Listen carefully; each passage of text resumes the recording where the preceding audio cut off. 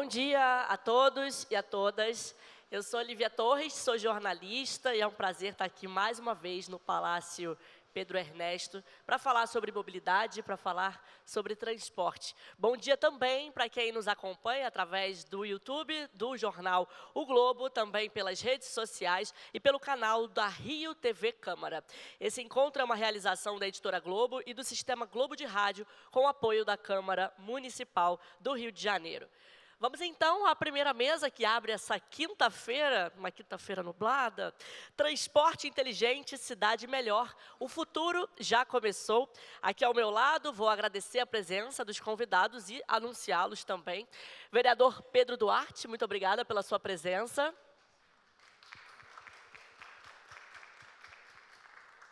Vereadora Mônica Benício, muito obrigada. Cristina Albuquerque, especialista em mobilidade urbana e consultora do Banco Mundial e do BID. Obrigada pela presença. E Gabriel Telenbaum, diretor de implementação da C40 para a América Latina. Obrigada, Gabriel. Prazer estar com vocês para debater temas tão importantes nessa quinta-feira, nosso segundo dia de seminário, o Rio do Futuro. Vamos então começar com você, vereador Pedro Duarte, por favor. Quando o senhor olha para a cidade hoje, o que mais chama atenção como oportunidade para melhorar a mobilidade do carioca? A gente tem aqui olhares ávidos por informações. O que você acredita que possa mudar e melhorar ainda mais? Bom dia, Lívia. Muito obrigado aqui à Rede Globo e também à Câmara pelo evento de hoje. Saudar aqui a Mônica, minha amiga de Câmara Municipal, saudar a Cristina e também o Gabriel.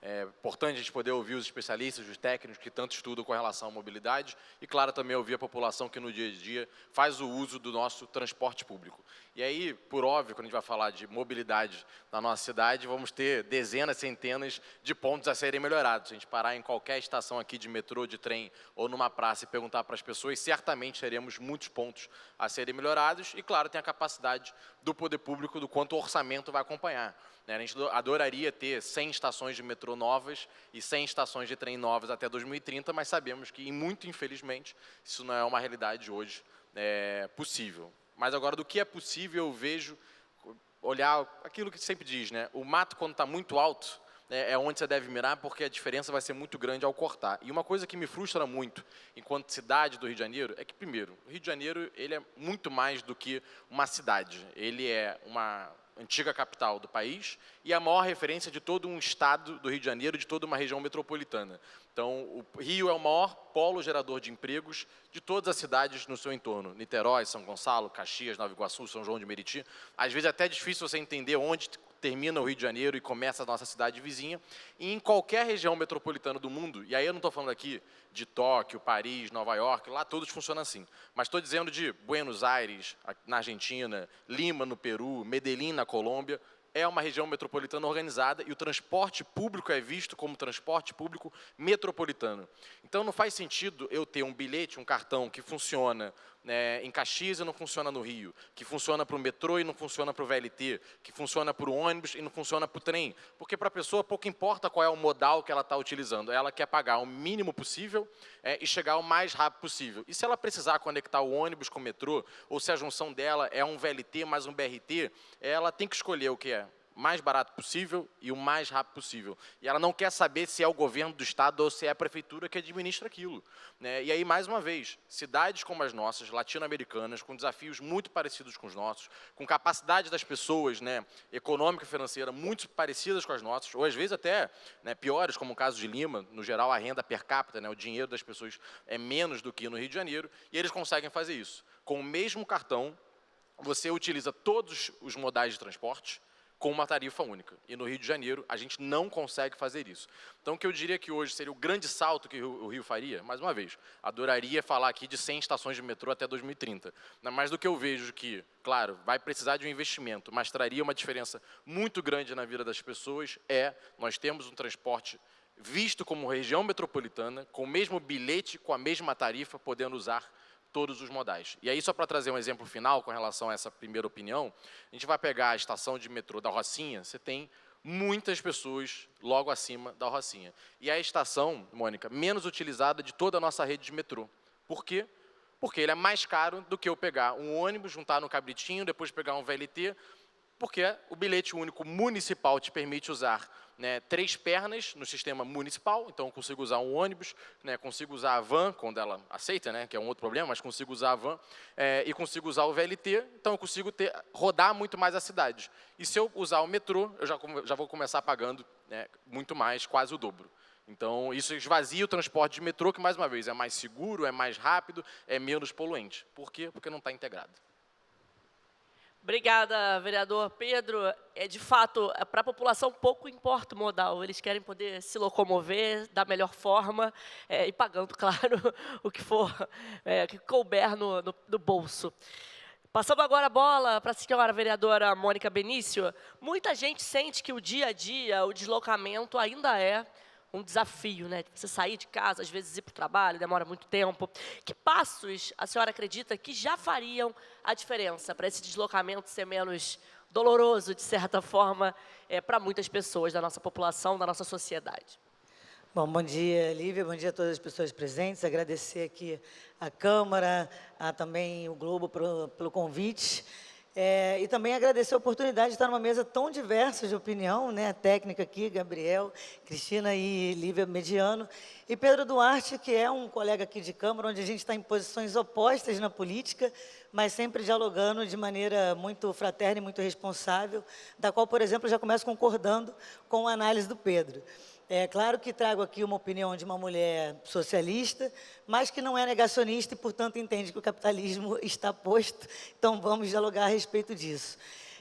O primeiro passo, Lívia, para mim, a diminuição da desigualdade hoje na mobilidade, no deslocamento, eu sou uma mulher nascida e criada na favela da Maré e sou arquiteta urbanista de formação.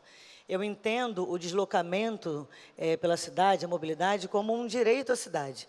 Eu acho que as pessoas se deslocarem pela cidade não pode ser um privilégio.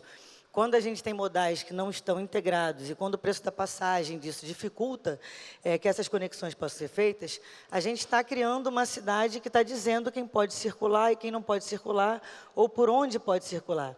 Então, uma das primeiras questões, acho que ajuda a distensionar isso e diminuir essa desigualdade, a gente apresentou aqui, meu mandato apresentou agora na Câmara, né, está protocolado, um projeto que propõe a tarifa zero. E a tarifa zero ampla, né, não só em determinados dias ou para determinados bairros. Isso tem sido discutido amplamente no país hoje, é um programa que o governo federal vem apresentando, a discussão, estudos, é aplicado em outros municípios pelo país. E todos os resultados onde essa aplicabilidade é feita mostra que a gente aumenta a produção, Pedro, da própria cidade, porque a gente tem mais pessoas conseguindo trabalhar, então a gente está produzindo renda, a gente está produzindo uma desigualdade na circulação da cidade, a gente está produzindo, inclusive, dados que mostram que a ausência do SUS, ela diminui quando a gente tem a tarifa zero, porque, claro, estamos falando de aspectos que têm muitas camadas, mas uma delas é uma realidade dizer que o preço da passagem é um empecilho para muitas pessoas poderem se locomover pela cidade. Ainda mais se a gente estiver falando de famílias que têm 3, 4 pessoas, né? Você vai falar de um fim de semana de lazer, de uma pessoa que vem da Maré, por exemplo, para ir à praia em Ipanema, você está falando de 5 passagens para ser pagas, né, de ida, de volta. Isso contando que a gente vai pegar um único modal. O que, no caso da Maré para a Zona Sul, é um exemplo. Mas de Bangu, por exemplo, não seria uma realidade, você teria inúmeras integrações. Então, você dificulta muito o custo do deslocamento para as pessoas. E isso gera um impacto do direito à cidade, que é um direito que deveria ser algo garantido pelo Estado. Eu tenho muito acordo com o Pedro quando ele faz essa análise de que a gente, para a pessoa, pouco importa se é o governo estadual, se é o governo municipal, quem é que está custeando isso ou como está custeando. Agora, é claro, como eu disse aqui que o capitalismo é um dado de realidade, o projeto que a gente apresenta, da tarifa zero, ele propõe que em até 4 anos a gente chegue a um resultado da tarifa poder ser gratuita. E isso começando com 25%, tem os estudos de impacto, né, que foram feitos em outros municípios e também à luz do município do Rio de Janeiro, mas para que isso possa acontecer de fato, né, porque melhora a renda da própria cidade, você está fazendo as pessoas terem o direito à cidade de forma plena, ou pelo menos começarem a discutir sobre isso, e movimentando a cidade, fazendo com que ela seja, de maneira ampla, uma garantia e um direito das pessoas como um todo. Então, a integridade, você garantir que tenha conexão entre os modais é fundamental. Então, para mim, o princípio da pergunta é: o orçamento é uma questão? É, mas a maior dificuldade é falta vontade política. Porque a gente sabe que sem a vontade política, nada vai acontecer. Se houver vontade política, a gente passa a discutir o orçamento, a gente passa a discutir como a política vai atuar sobre isso para diminuir as desigualdades. Então, como mulher socialista, mas não negacionista do capitalismo, estou aqui defendendo que a gente hoje discuta o que tem sido discutido no Brasil inteiro, que é a implementação da tarifa zero, para que o direito à cidade e à mobilidade seja direito de todos e a gente não esteja produzindo uma cidade que escolhe, né, quem pode circular e quem não pode, ou quando pode, né? Porque muitos podem circular apenas para poder fazer o trabalho e não para os seus horários de lazer também. Obrigada, Mônica Benício. Destaquei uma frase aqui, que você falou aqui: se deslocar não pode ser um privilégio. De fato, né, todo mundo tem direito a ir e vir, não pode ser privilégio de uma minoria. A gente, ao final, vai ter... Não sei se dá tempo para perguntas, eu não consigo abrir para perguntas agora, perdão. A gente precisa só dar sequência a essa primeira rodada de mesas. Passando a bola agora, Cristina, pensando na sua vasta experiência, que elementos podem ajudar a construir uma mobilidade urbana mais sustentável e também mais inteligente? Bom dia a todos. Muito obrigada pelo convite. É um prazer estar aqui com o Gabriel, Mônica e Pedro. Eu acho que o Pedro e a Mônica, os vereadores, já trouxeram muito desses aspectos que é muito importante para a gente pensar na mobilidade, né? Que a gente conseguir, tecnicamente, trazer soluções para as pessoas e não para o modal. Que muitas vezes, quando a gente está trazendo uma solução, a gente olha a solução do BRT, a solução do metrô, e sem olhar para a solução das pessoas. Como que a pessoa vai chegar nessa estação, como que ela vai se deslocar. Então, a gente conseguir ter esse olhar mais holístico, integrado. Então, pensando em uma mobilidade sustentável, a gente precisa pensar desde a saída de casa até o destino final. Tecnicamente, então, como que a pessoa vai chegar caminhando, como que ela vai chegar de bicicleta, e fazer todo esse processo pensando nas pessoas como centro da solução. E como os vereadores já trouxeram também, e qual vai ser o preço dessa solução. Ele precisa ser acessível para a população. Não pode a gente pensar tecnicamente na solução, sem ver quanto vai custar, porque senão a gente acaba gerando essas distorções de ter uma solução que tem um investimento público e a população não consegue acessar porque ela não tem capacidade financeira de pagar aquela tarifa. Então, quando a gente está pensando na solução de mobilidade, a gente precisa trazer o foco da população como principal e integrado. E daí, quando eu digo integrado, é alinhar as políticas. Então, se a gente tem uma política de prioridade para o transporte coletivo, faixas prioritárias, corredores, a gente tem um custo menor para o sistema, porque o ônibus vai se deslocar mais rápido, então eu vou precisar de menos ônibus na cidade para transportar as mesmas pessoas. E isso também tem um custo associado. Quando o ônibus fica preso no congestionamento, o sistema como um todo vai custar mais caro. Então, como que a gente alinha essas diferentes políticas na direção e na visão de uma mobilidade sustentável?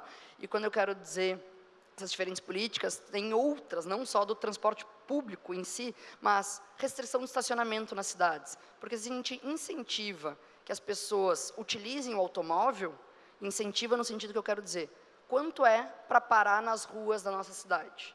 É de graça, muitas vezes é R$2 para você ficar estacionado por 2 horas, isso é muito mais barato que uma tarifa de ônibus.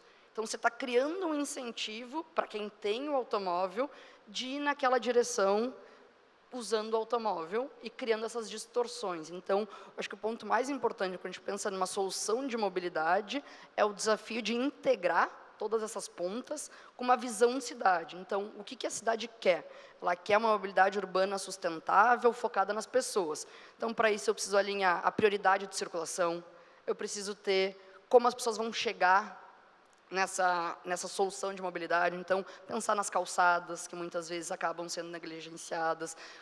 Questão de segurança pública, querendo ou não, por mais que não seja um problema da mobilidade em si, a segurança pública, ele é um problema que afasta as pessoas de escolherem soluções mais sustentáveis. Então, também é algo que precisa estar associado nessa solução de mobilidade. Então, quando a gente pensa em grandes cidades que conseguiram mudar o panorama e hoje são referências em mobilidade urbana sustentável, são cidades que conseguiram não olhar unicamente para a mobilidade, mas o papel social que a mobilidade tem como solução. A gente tem alguns exemplos na América Latina, o Pedro trouxe alguns, mas Bogotá tem soluções de mobilidade que ele pensou nos blocos de cuidado. Então, além de pensar na solução de mobilidade com os teleféricos que eles têm, nas estações, tem para as pessoas poderem se deslocar de transporte coletivo, ela pode ali fazer serviços básicos, desde lavanderia e tudo mais, para a pessoa ter esse incentivo de se deslocar de uma maneira mais sustentável e pensando como que isso vai mudar a vida dela. Então, você vai pensando numa solução integrada de política pública e não só técnica de mobilidade, trazendo essas outras pontas para pensar na mobilidade do futuro. Então, é um monte de coisa, mas o importante é ter uma visão clara de o que a cidade quer e conseguir alinhar essas diferentes políticas públicas e não pensar só tecnicamente na solução de mobilidade do ônibus, do metrô e tudo mais. Como essas coisas se integram, que os vereadores já trouxeram muito claramente, a gente tem o desafio no Brasil dos entes federativos, né? Parte é do município, parte é federal, parte é municipal, dependendo da cidade, e como que a gente vai alinhar para o benefício da população essas soluções de mobilidade. É uma engrenagem, né? Integrar todas as pontas e fazer essa engrenagem funcionar de forma efetiva. Ontem, aqui no nosso debate, usamos muito essa palavra efetiva, usar de forma efetiva em prol da sociedade. Gabriel, agora falando com você, falando um pouco de C40, primeiro quero que você dê uma explicação geral para todo mundo sobre o C40 e na atenção para as mudanças climáticas que vocês estão sempre atentos. Que movimentos internacionais você sente que conversam com esse momento atual no Rio? C40, né? Discute muito isso, está com o olho atento para tudo isso. Que momento isso pode ser trazido aqui para o Rio? Obrigado, Lívia. Obrigado pelo convite. Obrigado também aos demais integrantes da mesa. É uma honra poder estar aqui na Câmara de Vereadores, né, na Casa do Povo, e poder debater esse assunto que é tão importante, de fato, para as cidades. A Rede C40 é uma rede de prefeitos, cidades, prefeitos e prefeitas que estão engajados nesse que é o principal desafio hoje que a humanidade vive, né, que é o enfrentamento da crise climática, que é muito mais complexo e muito mais, de fato, surpreendente do que qualquer outro problema que a sociedade hoje enfrenta. E os prefeitos, principalmente aqui na América Latina, entendem a mobilidade como um dos principais setores, de fato, que precisa ser aprimorado. Hoje, em geral, 40% das emissões das cidades da América Latina vem desse setor, né? E é muito complexo a gente conseguir dar a prioridade correta para as soluções que são necessárias. Então, eu queria trazer um pouquinho na minha fala quais são esses pontos de entrada que hoje os prefeitos e prefeitas estão vendo para conseguir virar essa chave, né, e tratar a mobilidade como um direito, tratar a mobilidade como uma questão de saúde pública e tratar a mobilidade como uma política climática efetiva. Em primeiro lugar, a gente tem as cidades caminhando para um conceito de qualidade de vida e de zonas de ar limpo, né? Isso é um conceito que já foi testado de forma muito efetiva em cidades como Londres, como Seul, como Milão, e até aqui na América Latina também em Guadalajara. As cidades conseguiram trazer a população para perto desse conceito de ter zonas onde é mais agradável você morar, onde é mais agradável você viver, trabalhar e também fazer os seus, né, os deslocamentos diários, tendo uma qualidade do ar de fato agradável e isso convertendo numa qualidade de vida. A gente tem alguns resultados muito concretos. Londres conseguiu, por exemplo, reduzir pela metade as emissões de poluentes locais e a contaminação do ar. E em Guadalajara, a gente teve o comércio também, que teve uma atividade que cresceu em 7%. Então, assim, de fato, quando você prioriza o transporte público, quando você prioriza as pessoas, quando você prioriza o deslocamento por bicicleta, você consegue atingir essa meta maior, não só do deslocamento, mas, de fato, da qualidade de vida. Eu acho que isso conversa muito com o movimento que o Rio já iniciou, através da lei que foi passada aqui na Câmara do Reviver Centro, que justamente visa trazer para o centro da cidade, que é uma cidade que já existe, que já está consolidada, pessoas, para além das oportunidades de trabalho, comércio, para além dessas oportunidades de trabalho que já estão por aqui, mas comércios que estejam abertos fora do horário convencional e conseguir também trazer essa qualidade de vida. A gente se orgulha muito de estar apoiando a Prefeitura na instalação do Distrito de Baixa Emissão, que seria a instalação de uma primeira área dentro da cidade, onde você teria uma prioridade para o deslocamento, né, de fato, desses modais não poluentes.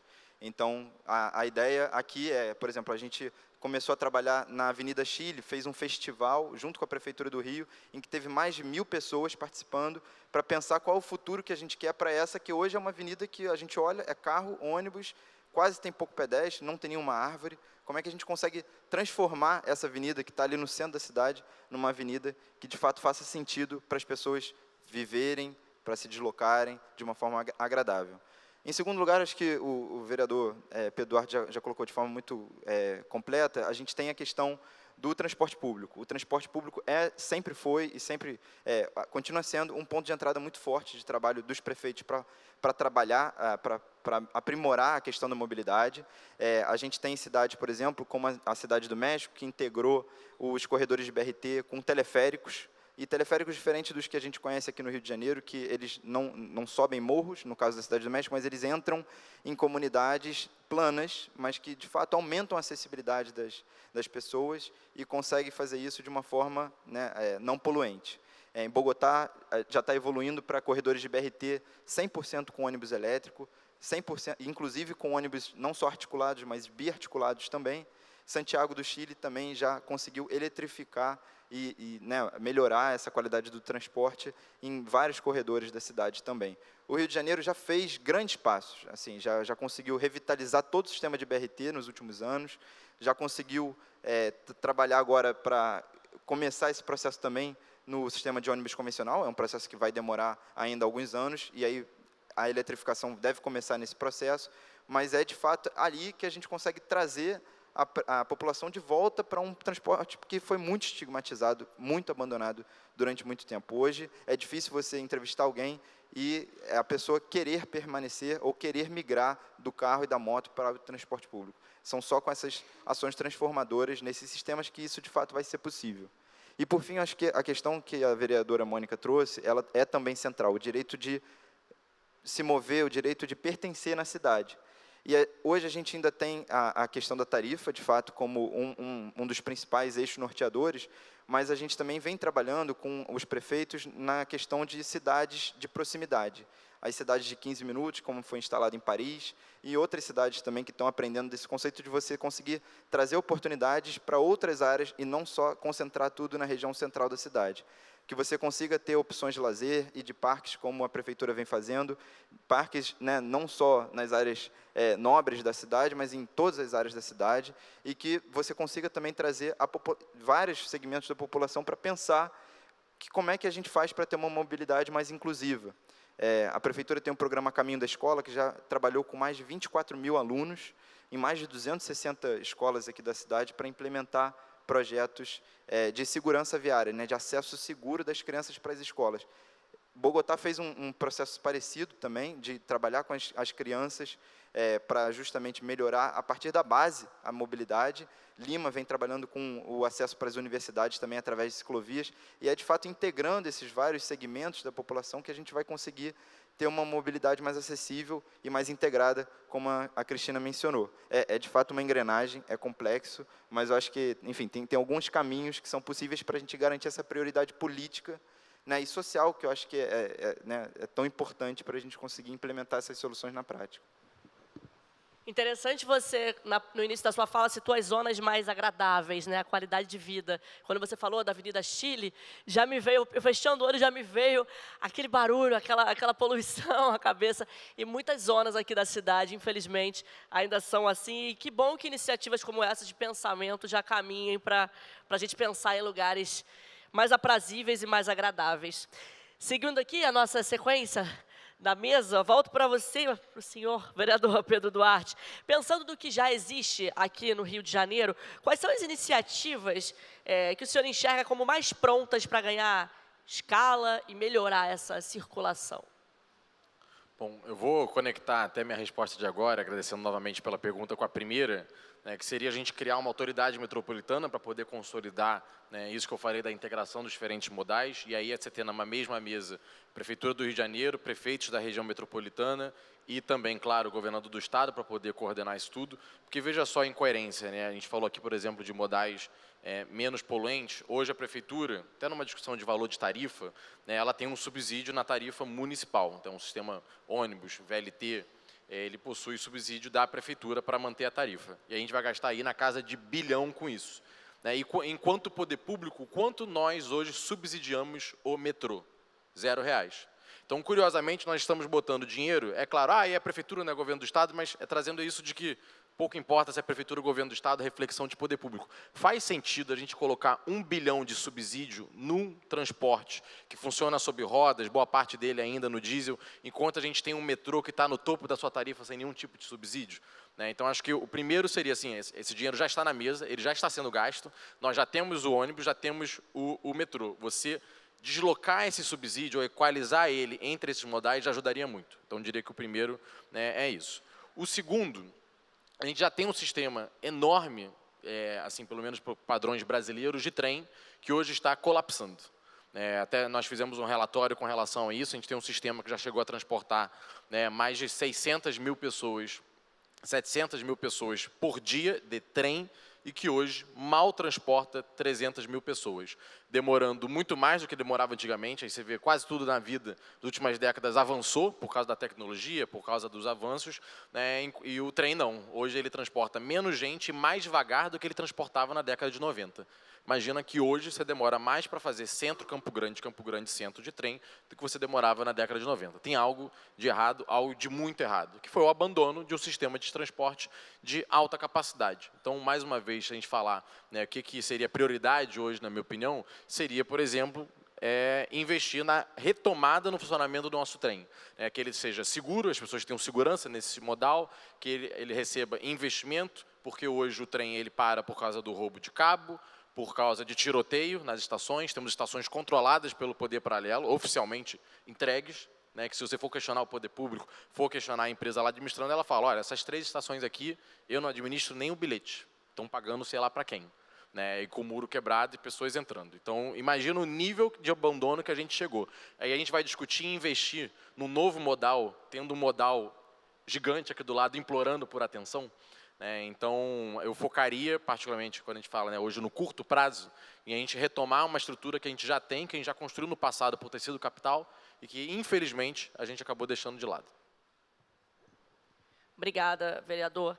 Citou o trem, muita gente pode ter caído ali o número de passageiros, né, como o senhor trouxe dados, mas muita gente depende, né, desse meio de transporte e às vezes realmente acaba sendo transportado ali apertado, mas saindo cedo de casa para chegar ao seu destino final. Muitos trabalhadores que dependem desse meio de transporte.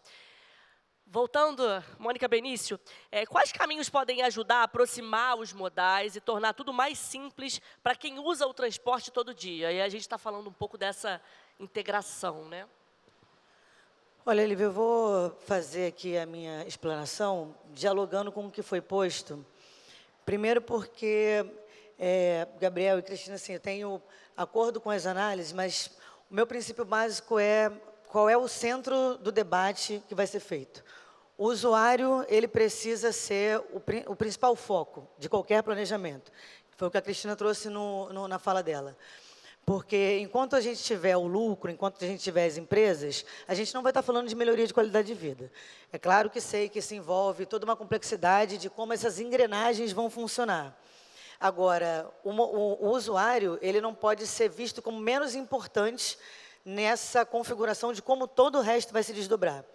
Porque Pedro traz aqui sobre outros modais que não competem ao município e que estão sucateados.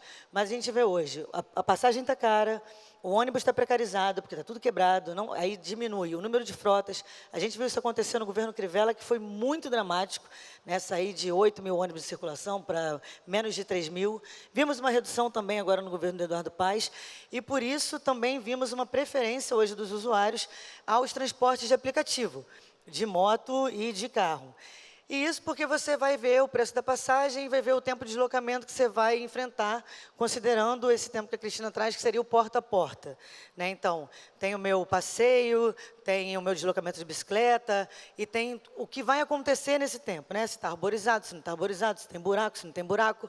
É toda uma questão que envolve, para mim, a logística do usuário e de como ele vai se comportar nisso e o que isso vai favorecer para ele ou não. Porque a gente está falando de qualidade de vida. Então, a pessoa olha no aplicativo e diz, eu vou pagar R$8 e vou gastar 10 minutos para fazer uma coisa que eu estaria gastando, num todo ali, quase R$5, levando o triplo do tempo. A pessoa se coloca em risco, esse trânsito do Rio de Janeiro, né, sem nenhum romantismo, a gente sabe como funciona. A pessoa sobe numa moto, ela vai pagar bem menos, vai colocar um tempo de deslocamento bem menor, vai se colocar em risco, mas está preferindo. Essa é a realidade da maioria? Não, porque eu queria trazer lá de pessoas, inclusive, que não têm acesso ao direito à cidade, por uma questão financeira. Mas pensando hoje como é que a cidade funciona, e é impulsionada por isso, a gente não está olhando para o aspecto do usuário com dados de realidade. Eu quero pensar um modal que esteja todo integrado e que funcione para todo mundo. Agora, se a gente não estiver falando de priorização, de qualidade sobre isso, a gente vai continuar tendo uma perda nesses usuários. E, consequentemente, os empresários também agora reclamando de que existe uma baixa nos usuários da circulação. Hoje a gente paga 2 vezes para estar, né? Porque a gente paga pelo imposto e paga pela passagem. O debate, por exemplo, que a Tarifa Zero traz, é um debate que retira esse lugar do usuário de estar tendo que pagar pela passagem, o que faz com que faça, de novo, ele voltar a ter uma preferência pela utilização do transporte público. E aí a gente vai estar falando de demanda, vai estar falando de oferta, vai estar falando de outro tipo de circulação, consequentemente também falando de menos carros particulares ou motos, né, circulando pela cidade, com menos emissão de CO2. Então, tenho pleno acordo, é toda uma engrenagem. Mas acho que o centro do debate disso precisa ser o usuário e não o lucro, não as empresas, e muito acordo com o que a Cristina traz, assim, qual é o caminho do porta a porta, e aí acho que em toda a cidade. Porque a realidade de uma mulher preta, da Maré, que vai levantar 4h30 da manhã para trabalhar numa casa de família, no Leblon, não é a mesma realidade de um jovem que estuda em Ipanema e vai de bicicleta para a PUC, que é na Gávea. Então, para mim, é pensar a cidade como um todo e não uma cidade que hoje ela é, de fato, segregada por N realidades. E Pedro traz uma que é fundamental, que é a segurança pública. Eu, para me preparar para esse debate, fui perguntando para vários amigos, assim, por que você deixou de usar o ônibus? E, pasme, Pedro, eu achei que isso ia ser tarifa, qualidade do ônibus, mas a primeira questão de muitos foi a segurança. Eu falo, eu me sinto muito inseguro no ônibus. Mas eu estava perguntando isso para muitas pessoas que vêm da Zona Norte, que para a Avenida Brasil porque tem confronto, para a linha amarela porque tem confronto. Né? Hoje, um programa, né, de segurança pública absolutamente falido, que para uma cidade inteira, quando vai fazer um confronto policial, vai fazer uma operação policial, sem nenhuma inteligência, para a cidade como um todo. Isso afeta o todo. E aí, Gabriel, eu tenho acordo, é toda uma engrenagem, é muito complexo, mas acho que enquanto a vontade política não olhar para as pessoas e para a qualidade de vida das pessoas como o centro da construção do direito à cidade de uma forma plena, a gente vai continuar esbarrando em problemas que são problemas crônicos e estruturais da cidade. É impressionante como a segurança pública impacta, sim, bastante na mobilidade. E a senhora citou a preferência hoje em dia pelo aplicativo, né, pelo uso da moto. Falamos sobre isso ontem e é impressionante também esse número, né, como as pessoas estão realmente migrando para a moto e que também não dá para dizer que é um meio de transporte seguro. Cristina, voltando para a senhora, quando a gente fala em meio de transporte integrado e na eficiência disso, que boas práticas de outras cidades podem inspirar o Rio, mas também quero saber de você, e vice-versa, né? O que o Rio também pode inspirar outras cidades? Bom, acho que muitos dos aspectos da eficiência a gente já trouxe nas falas anteriores, tanto Pedro, Mônica, Gabriel, e eu também trouxe um pouquinho, que é a questão dessa integração. A gente não vai ter meios de transporte eficientes se eles não forem integrados e ficarem competindo entre eles, porque muitas vezes a gente acaba olhando o metrô, vai competir pelo passageiro com o ônibus, e isso nunca vai gerar uma rede eficiente para as pessoas, para a população e para o dinheiro público no final da história para todo esse investimento. E até trazendo um pontinho, não é exatamente da rede eficiente, mas voltando ao que eu falei antes e que a Mônica trouxe agora, o Pedro também, essa questão das motos. Isso também é um problema de mobilidade, precisa ser parte da nossa equação, não só no sistema de transporte coletivo. Porque as pessoas migrando para esses modos, elas aumentam o risco da sua exposição pessoal, porque tem muito acidente, a gente pega os dados do DataSUS a nível Brasil, esses dados estão aumentando alarmantemente, e a gente acaba olhando para o custo do sistema de transporte, sem olhar para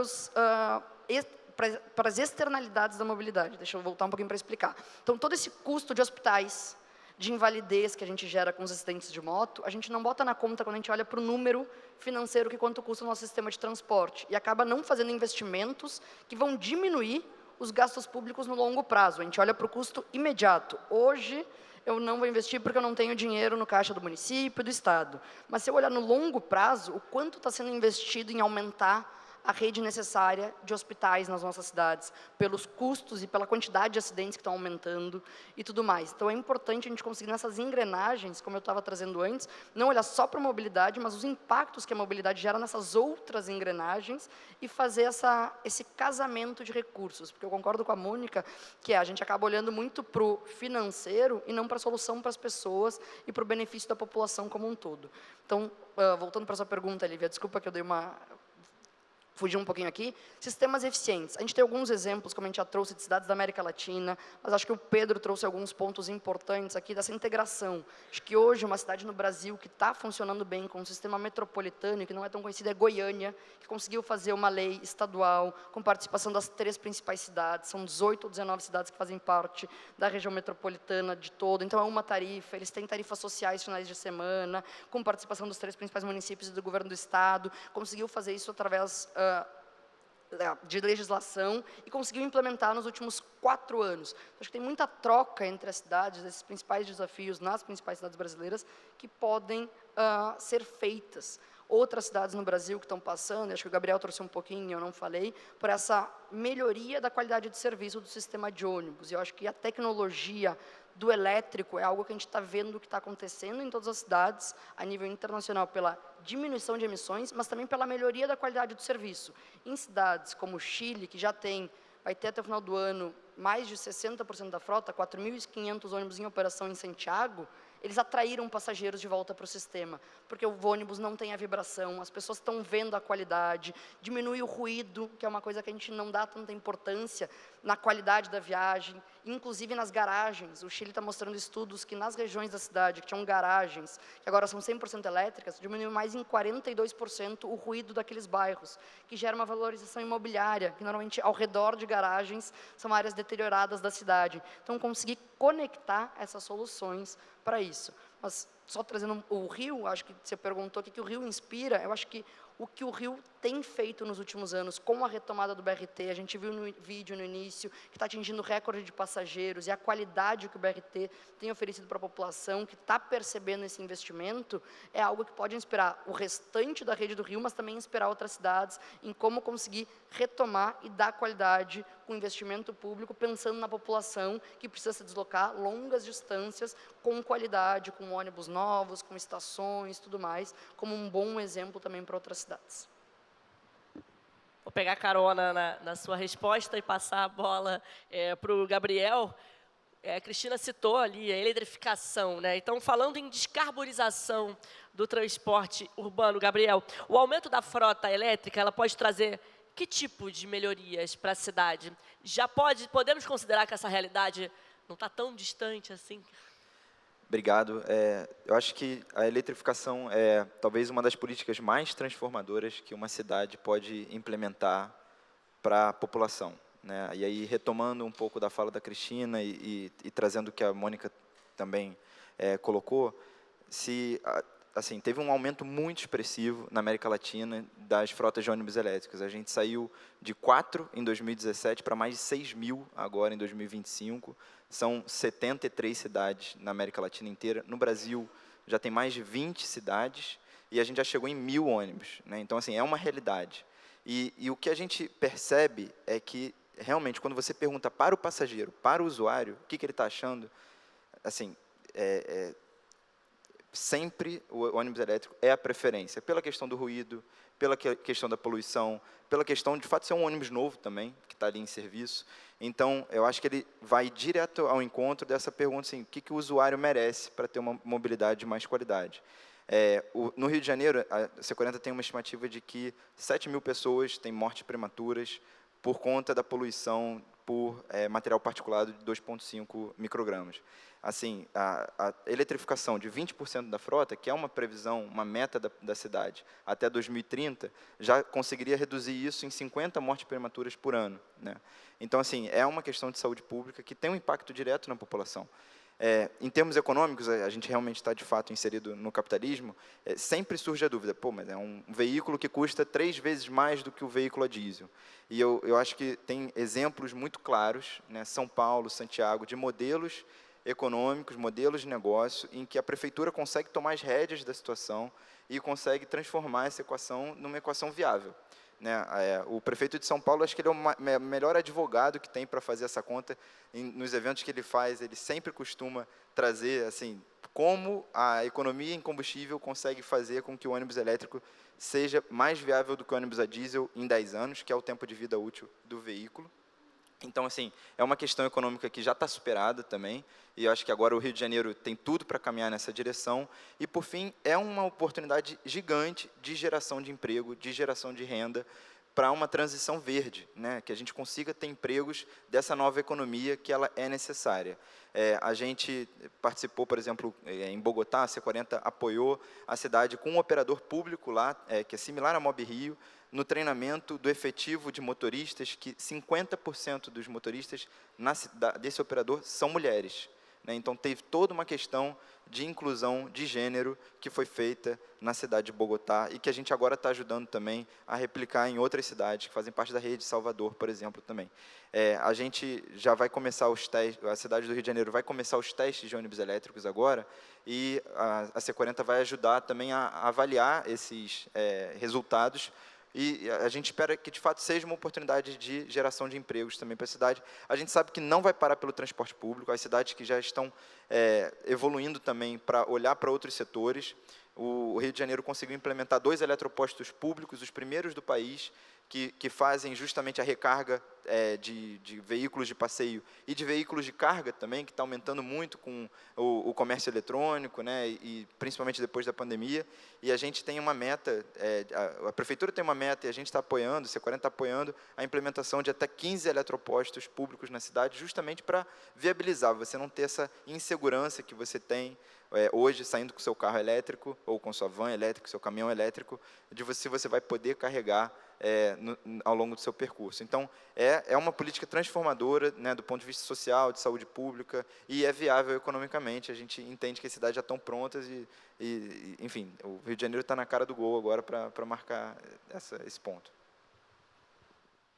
Essa frase deixa as pessoas com bastante expectativa e otimistas, está na cara do gol. Acho que essa discussão tem pano para manga e desperta muita curiosidade, né? As pessoas vêm ali, falam de eletrificação, e isso está onde? Que ano a gente vai ver isso? É viável, não é? E que bom, Gabriel, a gente poder trazer esse tema aqui para o nosso debate. Vereador Pedro Duarte, olhando para o futuro, que prioridade o senhor acredita ser essencial para permitir mais avanços, maiores avanços na mobilidade carioca, na mobilidade aqui da nossa cidade?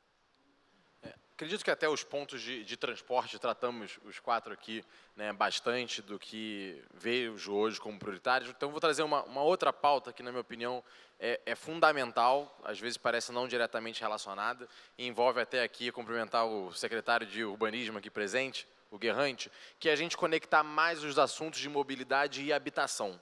Né, e aí falando o que a gente pode fazer, né, olhando assim, médio e longo prazo. Por quê?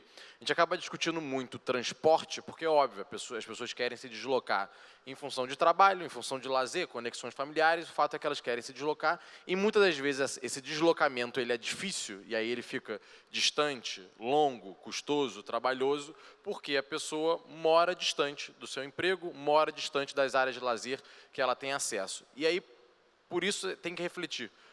Mobilidade tem que envolver o debate da habitação, porque é isso, onde essa pessoa está morando. E aí a gente vai ver nos últimos 16 anos, tirando os últimos 2, quase sempre os top 3 bairros de lançamentos residenciais na cidade eram Taquara, Freguesia, Campo Grande, Barra da Tijuca, ou seja, uma expansão da cidade para a Zona Oeste. E a concentração de empregos continuando aqui no centro da cidade.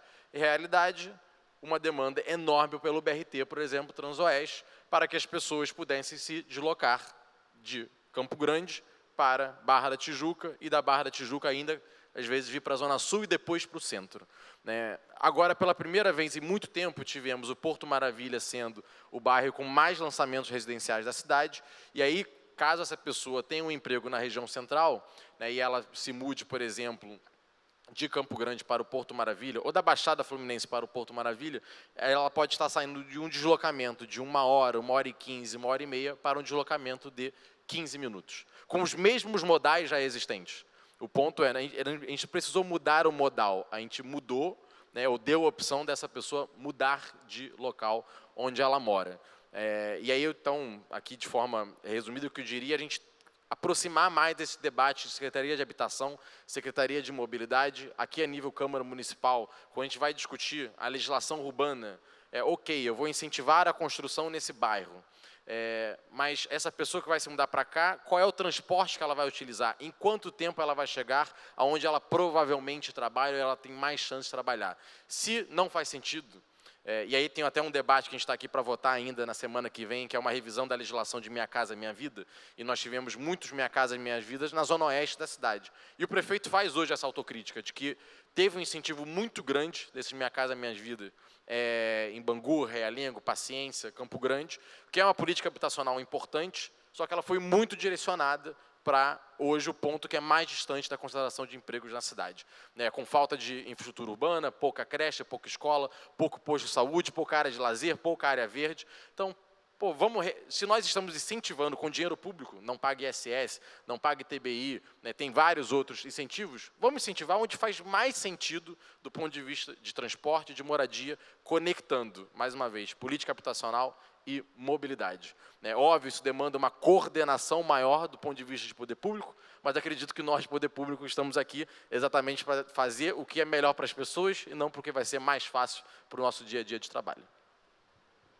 O senhor citou aí lançamentos e os bairros citados todos de Zona Oeste. Agora, a Zona Sudoeste, eu ainda não me acostumei muito a falar Zona Sudoeste, mas realmente todos para essa região.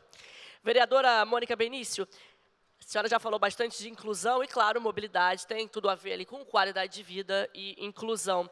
Que iniciativas podem, na sua opinião, ampliar ainda mais esse olhar humano, esse olhar mais humano? Olha, Lívia, vou começar dizendo que eu estou muito feliz com a fala do Pedro. Muito feliz. Porque eu tenho acordo absoluto com essa integração do debate de habitação, mobilidade e qualidade de vida na cidade. A minha divergência só, ou talvez a questão, Pedro, é quem está podendo pagar por esses empreendimentos que estão sendo colocados na zona portuária, no centro da cidade. Porque, como arquiteto urbanista, eu acho que o modelo que foi construído no centro, ele é um modelo muito pouco efetivo, Claro que tem todo o seu contexto histórico de como foi e se desenvolveu, mas a gente acabou construindo um centro da cidade que funciona no horário de trabalho e fica inóspito, nos horários que não estão acontecendo. Então, você trazer moradia para esses espaços, isso vai gerar mais movimento na cidade, isso vai gerar mais vida nesses territórios. Agora, o centro da cidade, ele foi construído também, no seu contexto de habitação, por pessoas que tinham menos poder aquisitivo e, então, estavam ali ainda conseguindo morar perto dos seus locais de trabalho. O que a gente tem visto no Rio de Janeiro é um modelo de novos empreendimentos, mas um modelo que serve muito à especulação e à lógica do Airbnb. Então, aí, diante disso, eu acho que essa cidade que a gente está buscando falar sobre a integração dos modais entre a habitação e os transportes, ela continua com um recorte, que é o que eu estou querendo aqui combater. Quem é que pode circular nessa cidade, quem é que pode viver em determinados locais e quem continuará sendo apartado desses benefícios, desse desenvolvimento que a cidade tem assertivamente colocado. A minha questão é, então vamos falar sobre habitação popular no centro da cidade. Vamos falar sobre habitação popular dentro da região desse novo Porto Maravilha que tem sido construído, né? Porque a gente precisa que os trabalhadores que movimentam essa cidade, que constroem essa cidade, estejam também não só perto dos seus locais de trabalho, mas também dos locais de lazer. Então, é claro que eu quero que exista mais incentivos de habitação e lazer em outros espaços da cidade, até para diminuir o deslocamento dessas pessoas para isso. Mas também não quero que elas estejam segregadas ou impedidas de vir à praia na Zona Sul, se assim desejarem, e o preço for uma dificuldade, o modal for uma dificuldade. Então, na minha visão, o que eu estou querendo discutir é uma cidade inteligente, uma cidade onde o modal funciona, é uma cidade onde as pessoas estejam no centro do debate, onde a mobilidade comece não a partir do transporte, não a partir do veículo, mas a partir da vida. E como essa vida vai estar acessando a cidade. Né? Claro que eu fico muito feliz, assim, acho uma mesa muito qualificada, não só tecnicamente, mas como a posição aqui também do meu colega, que politicamente é contrária à minha, mas pensando uma integração de cidade. Acho que a gente tem divergência para quem é essa cidade. Mas, numa lógica técnica, o funcionamento do entendimento da cidade hoje é que a gente precisa, sim, de mais habitação, de modagens com qualidade, de modagens com integração, não só dentro do município. Né? Acho que o Pedro é muito assertivo. A gente hoje não sabe muito bem onde começa o município do Rio de Janeiro e onde termina, porque existe, inclusive, sobre a oferta de demanda de trabalho, uma população muito grande que vem da Baixada, que vem da periferia, que não necessariamente está no município do Rio, e trabalha informalmente aqui no centro da cidade. Então, melhorar a qualidade de vida dessas pessoas é melhorar o acesso dessas pessoas na circulação da cidade. Então, tenho muito acordo que a gente tem que pensar a integração de um programa de habitação, de um projeto de mobilidade, de um projeto de sustentabilidade. Né? Esse, Gabriel, o projeto que a gente apresentou sobre tarifa zero, ele, em 4 anos, a gente começa com 25%, termina em 4 anos com 100% da tarifa zero, mas que até 2040 tem a expectativa de ter a frota totalmente elétrica. Então, se houver vontade política, existe prioridade no orçamento. E prioridade no orçamento é uma decisão política. Obrigada, vereadora. Cristina, como é que o uso crescente, né, com o uso crescente de tecnologia, também de dados que a gente vê a todo momento, como é que isso pode apoiar o planejamento e permitir ali, dar mais previsibilidade, na verdade, ao transporte? É possível aliar uma coisa a outra e transformar isso de forma mais previsível? Acho que com certeza. A gente tem cada vez mais tecnologia e a gente precisa trazer isso para os modos mais sustentáveis também, né? Querendo ou não, a gente já falou de aplicativo, o aplicativo te dá a previsão na hora, você pede, você sabe o valor, você sabe a hora que você vai chegar, e para os modos de transporte coletivo, normalmente a gente não tem a mesma previsibilidade, por mais que essa tecnologia já esteja aí, a gente não consegue dar anterior à viagem tanta previsibilidade. A cidade do Rio de Janeiro é uma cidade que hoje todos os ônibus da frota têm GPS, então todos monitorados. Como é que a gente pode usar isso em favor da população? Para a população poder planejar a sua viagem. Então, olha, eu quero sair de casa, eu preciso estar em tal destino nesse horário, então eu posso sair de casa neste horário. E a gente devolve tempo para a população. Por exemplo, se eu sei que o ônibus vai passar daqui a 10 minutos no ponto de ônibus, eu tenho 10 minutos para fazer outra coisa com o meu tempo. Senão, eu vou ficar parada no ponto de ônibus esperando esses 10 minutos.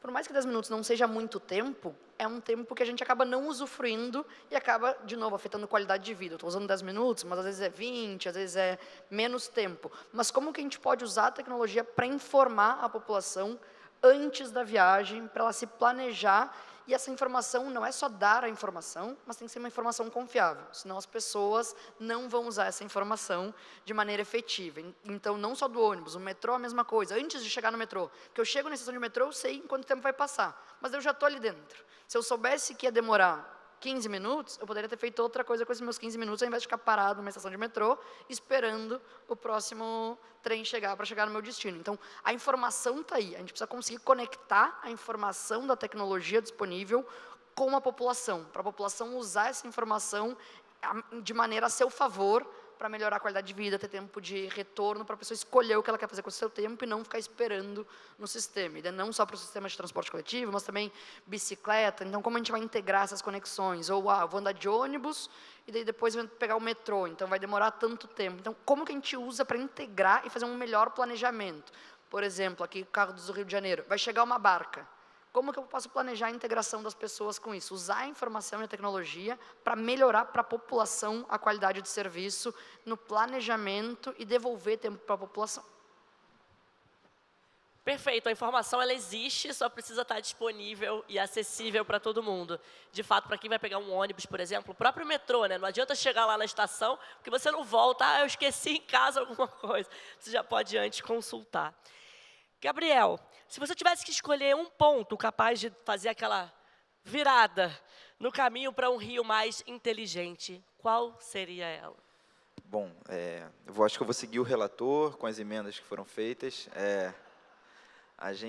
Acho que, de fato, a virada de chave é a gente conseguir trazer a população, e aí, né, assim, não só quem hoje pode pagar, mas também, enfim, quem hoje ainda não consegue pagar esses grandes empreendimentos que estão sendo criados, para trazer essa população para o centro do Rio de volta, né? Acho que desde a década de 70 não tinha empreendimentos residenciais aqui no centro, isso agora está voltando, e conectar isso com o distrito de baixa emissão, que está já instituído dentro da lei do Reviver Centro, e que eu entendo que ele pode ser um grande laboratório de todas essas soluções que a gente está falando aqui, né? Acho que já a solução da bilhetagem que a Prefeitura colocou, né, para rodar, é uma das políticas mais corajosas que o município teve, junto com a derrubada da perimetral, e, assim, como é que a gente consegue usar o JAE e todas as informações que a gente tem para, talvez, realmente começar a pilotar a tarifa zero para pessoas que são hoje inscritas no CadÚnico ou no Bolsa Família. Você consegue fazer esse cruzamento de informações,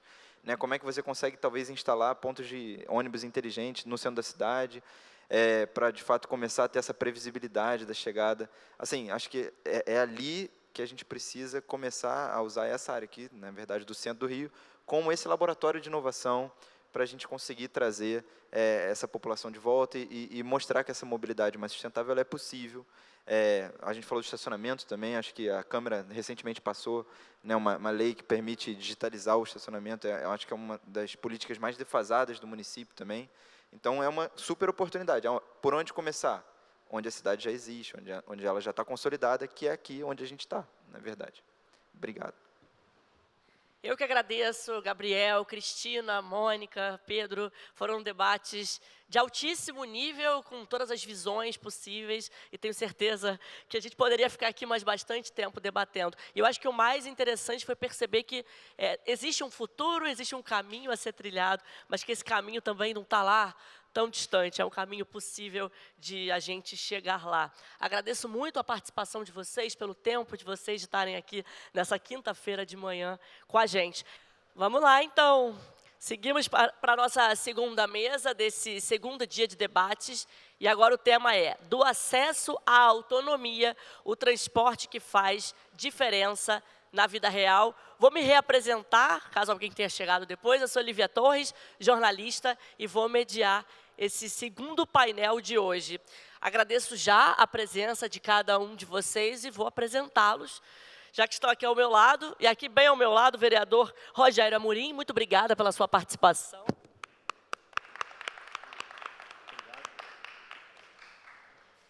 Rafael Satier, vereador, muito obrigada também pela presença, Rafael.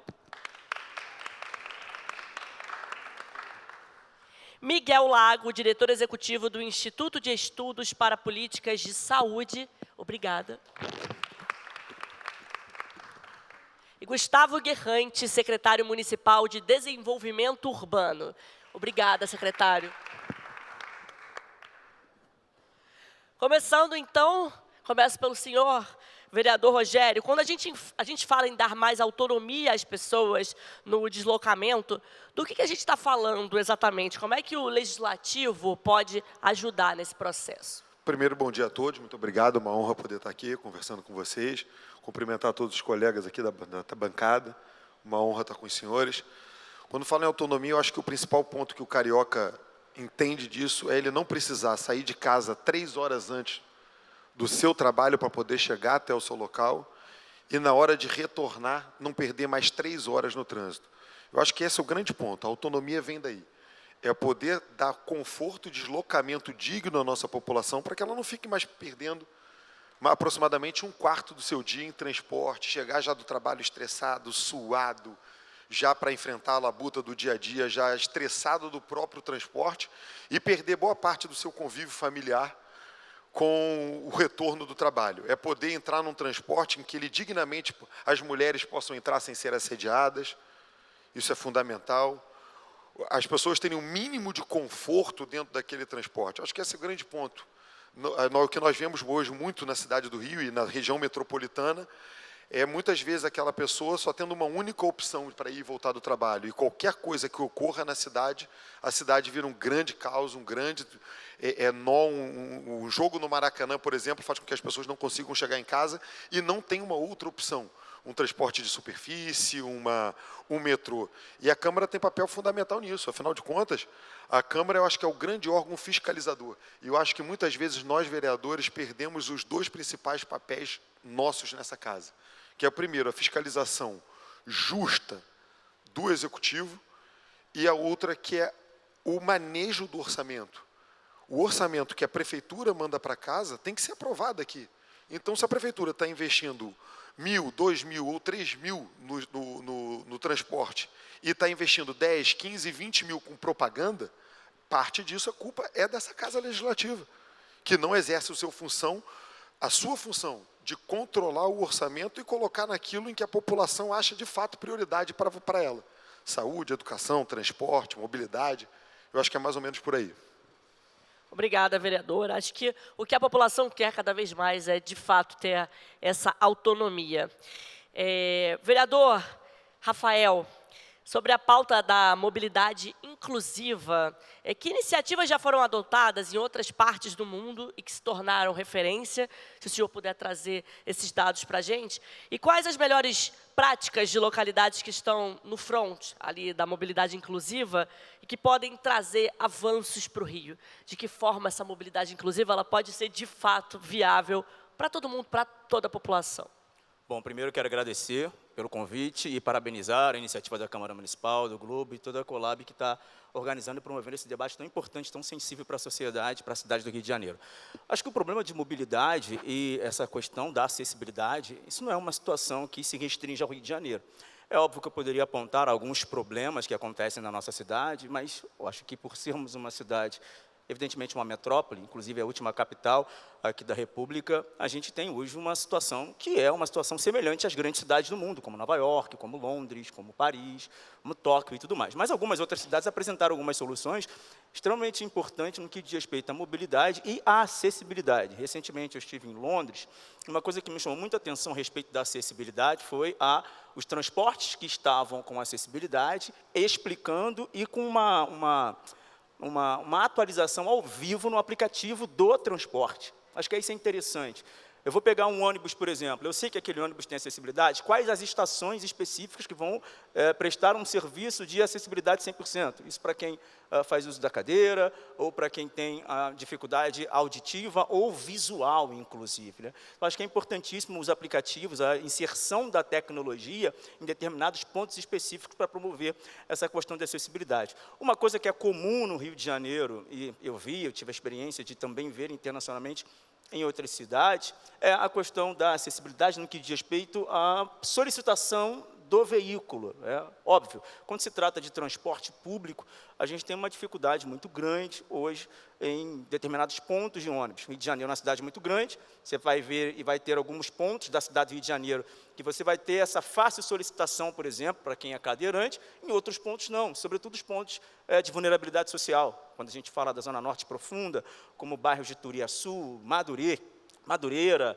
ou vai para a Zona Oeste, por exemplo, quando a gente fala de paciência, a gente vai ver uma dificuldade na mobilidade. Mas eu ouso dizer que a dificuldade que o Rio tem são as mesmas dificuldades que as grandes cidades, as grandes metrópoles têm. Isso não seria exatamente um problema de gestão do Poder Executivo, mas é evidente, essa questão da acessibilidade se aprende a cada dia, e o que se aprende de novo se aplica, e quando se aprende algo novo e se aplica, é uma constante mudança que não pode ser solucionada de uma hora para outra. Sem dúvida, a mobilidade inclusiva não é uma particularidade apenas do Rio de Janeiro. E que bacana poder trazer formas, né, para que isso se torne cada vez... Para que isso deixe de ser só uma pauta de não está acontecendo aqui, não está ali, mas que seja para todos, né, que as pessoas possam ir e vir de uma forma fluida, e que isso não seja uma questão em nenhuma localidade, principalmente já que estamos no Rio de Janeiro, falando aqui de Rio de Janeiro. Miguel, olhando para as pesquisas e experiências que você acompanha, quais caminhos tornam uma cidade realmente mais acessível e fácil de usar para todo mundo? Bom, obrigado e bom dia a todos. Prazer estar aqui debatendo com vocês. Bom, o que a gente tem isso, enfim, né, todo o que o urbanismo... Mas a gente entende que cidades que são mais talhadas para dimensão humana são cidades em que a gente consegue ter maior autonomia, maior mobilidade.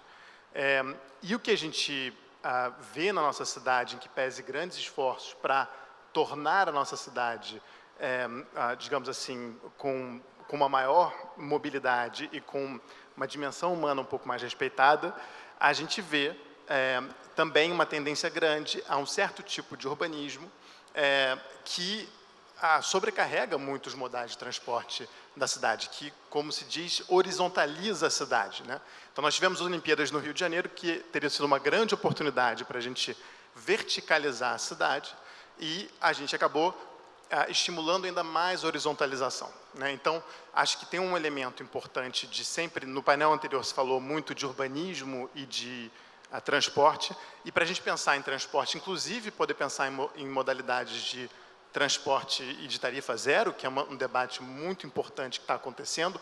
A Câmara dos Vereadores de Belo Horizonte, por pouco, não aprovou a tarifa zero em BH mês passado, mas a gente também precisa pensar quais são os custos de transporte dentro de uma cidade que está cada vez mais espraiada. Então, acho que é importante a gente pensar sempre esses dois elementos, tanto como é que a gente verticaliza a cidade, como é que, ao mesmo tempo, a gente consegue ter modais de transporte mais gerais. É isso.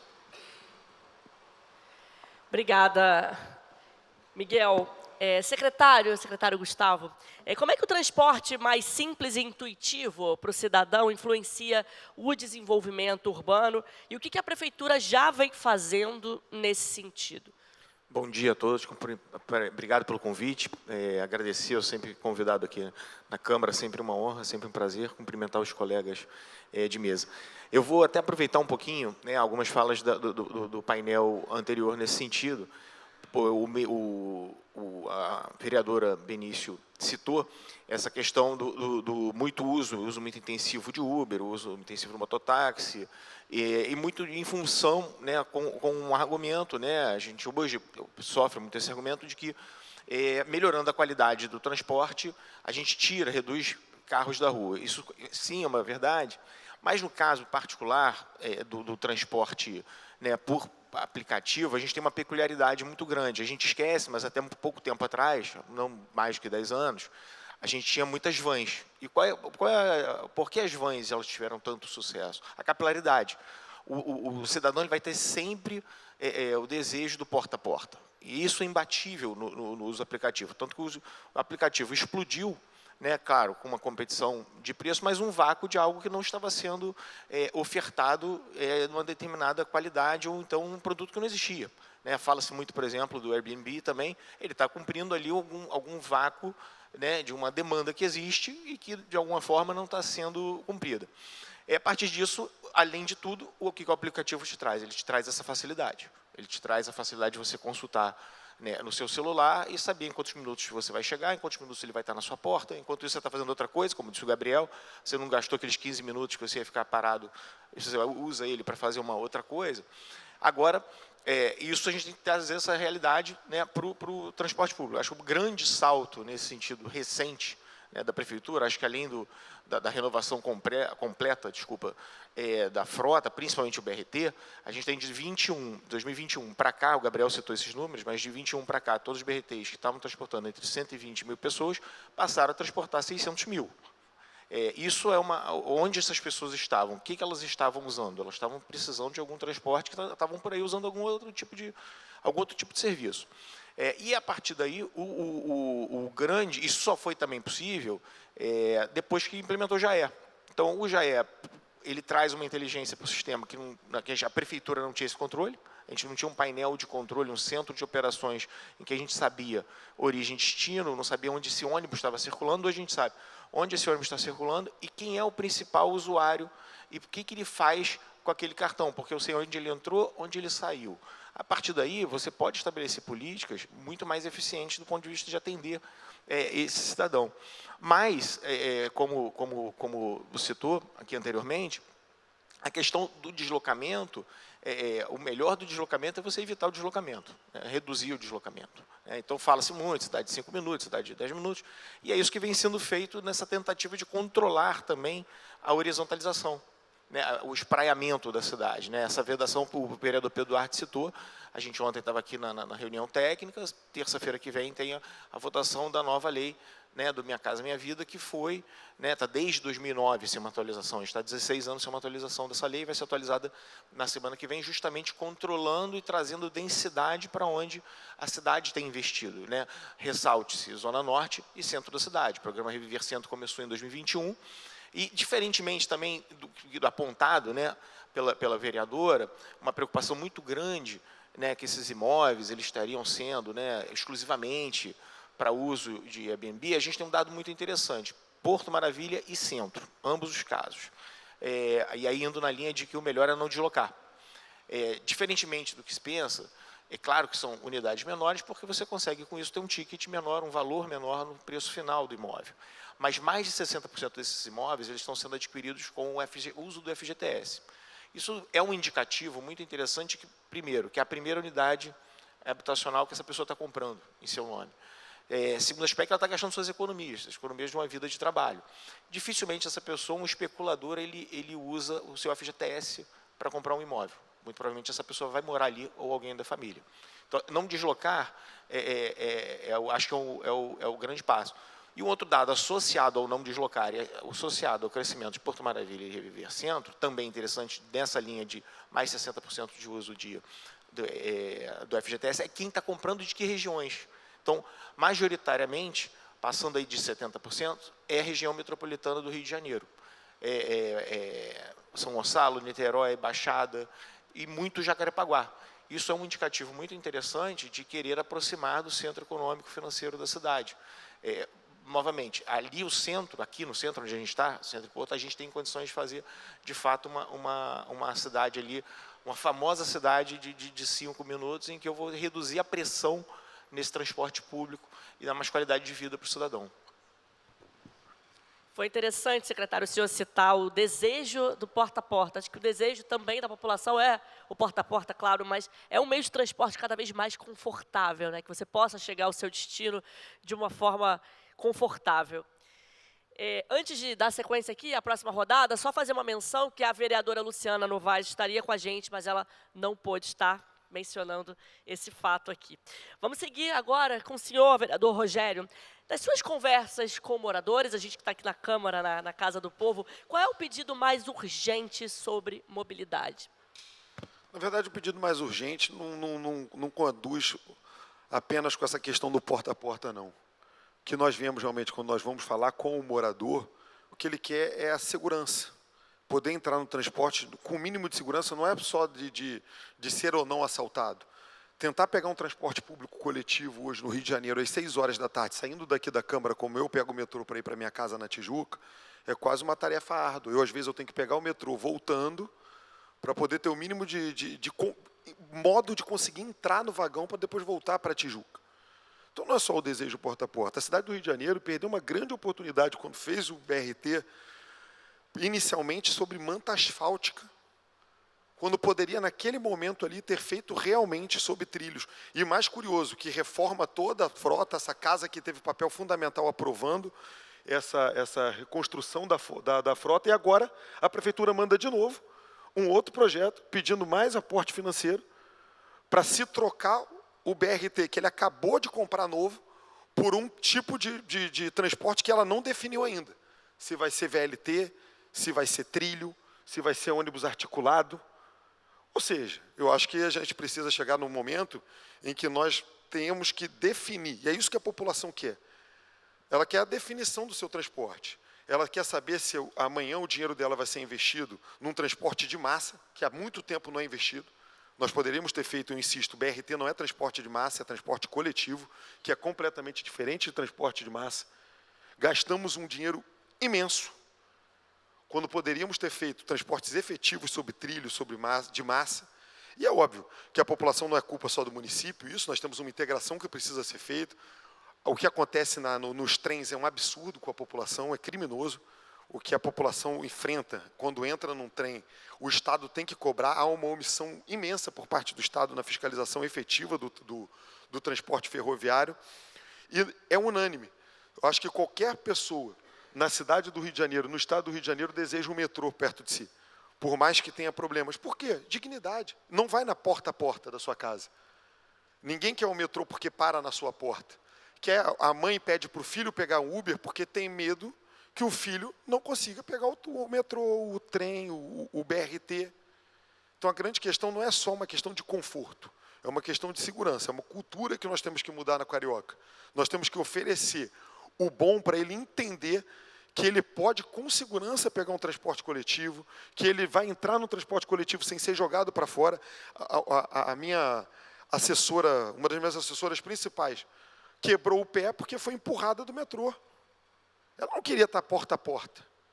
É porque hoje, entrar em certas estações em determinados horários é uma verdadeira guerra. Entrar em algumas estações do BRT é uma verdadeira guerra. E para encerrar, para falar de um ponto de vista de integração e para beneficiar todos, nós esquecemos uma população que é o seguinte: hoje em dia, eu sou super favorável ao aplicativo e tal, mas nós temos aqueles excluídos digitais. Nós temos pessoas idosas na cidade do Rio de Janeiro que têm dificuldade, porque não é a cultura dela, usar o digital. E hoje em dia não conseguem pegar um ônibus, um transporte coletivo, porque não sabe lidar com o aplicativo. Isso é normal. Você falar que no Japão, por exemplo, é assim, a cultura deles de muito tempo é a tecnologia.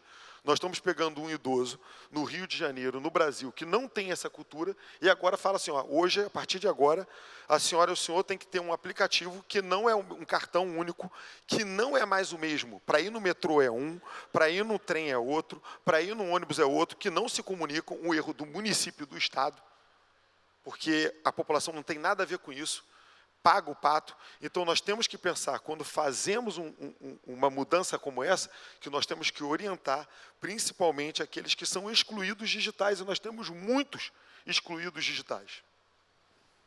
Obrigada, vereador Rogério. Falamos aqui, acho que em todas as 3 mesas anteriores, sobre essa integração, né? O quão importante isso é para a população. Vereador Rafael, pequenas adaptações no transporte público podem mudar, claro, a vida das pessoas. O que o senhor destacaria como exemplo, um exemplo fundamental nessas pequenas adaptações, ou nem tão pequenas assim? Eu ia falar exatamente disso. Hoje, o Rio de Janeiro, no que diz respeito ao modal de ônibus, a gente precisa de algumas adaptações até um pouco mais profundas para a acessibilidade. Quando a gente fala, por exemplo, do VLT, todas as estações já têm essa mobilidade, você já tem a rampa de acesso, e o nível do VLT, melhor dizendo, é o mesmo nível da estação, da plataforma da estação. Isso facilita muito, facilita para o cadeirante, facilita para a pessoa que tem deficiência visual, inclusive, isso facilita até para quem quer ajudar uma pessoa ali a acessar o transporte público, que já vai ser um pouco diferente quando a gente vai para o transporte público de ônibus, que aí você tem uma despadronização nas paradas de ônibus e nos pontos de ônibus. Inclusive, hoje, a frota já disponibiliza de um elevador que faz com que o cadeirante, por exemplo, ele tenha esse acesso.